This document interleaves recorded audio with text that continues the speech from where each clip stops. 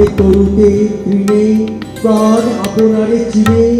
অগ্রহায়ণের আরও এক হিমকুসুম বিকেল, নবান্নের মৌ মৌ গন্ধে আচ্ছাদিত চারপাশ, একটু উষ্ণতার খোঁজে কবিতার ছন্দে এক ভিন্ন প্রয়াস, যান্ত্রিক ঢাকায় ভালো লাগার মোহে আচ্ছন্ন পরিবেশ।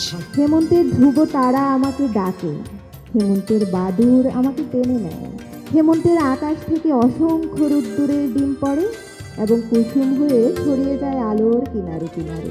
অনুভবে হৈমন্তিক আলো, প্রকাশ সাহিত্য সাংস্কৃতিক সংগঠনের নিজস্ব পরিবেশনা, ১৯ কবির ২৫টি কবিতা।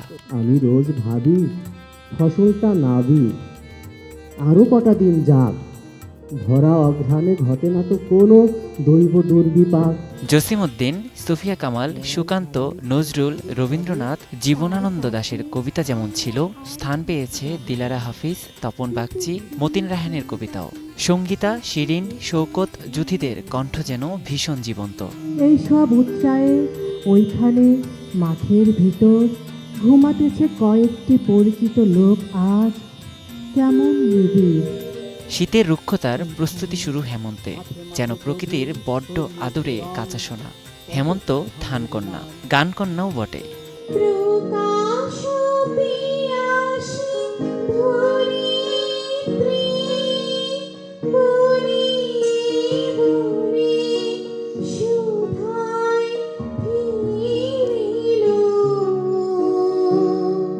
বিকেল গড়িয়ে ততক্ষণে প্রকৃতিতে সন্ধ্যা নামে। কখন যে শেষ আয়োজন, আড়মোড়া ভাঙে দর্শক শ্রোতার। প্রতিটি ঋতুই অন্যতম, কিন্তু দেখা যায় যে শরতের পরপর শীতের আগমনের এই যে মাঝখানে যে সময়টি, এই সময়ে বাংলার ঘরে ঘরে নতুন ধান ওঠে এবং পিঠা পুলির যে আয়োজন, নবান্ন উৎসব, সব কিছু মিলে প্রকৃতিতে একটি এমন হৈ হৈ রই রই রব উঠে এবং প্রকৃতির যে বদলটি হয়, কিছুদিন পর শীত আসবে, কুয়াশা পড়ে, সব কিছু মিলিয়ে আমাদের বাঙালি কবি, সাহিত্যিক, শিল্পী হেমন্তের বন্দনা করেছেন নানাভাবে। সেই বন্দনাগুলোকে আমরা কোনোভাবেই মিস করতে চাইনি।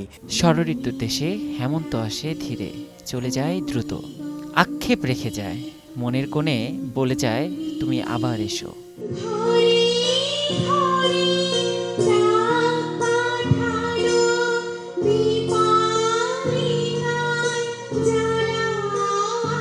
নিয়াজ শুভ, সময় সংবাদ, ঢাকা।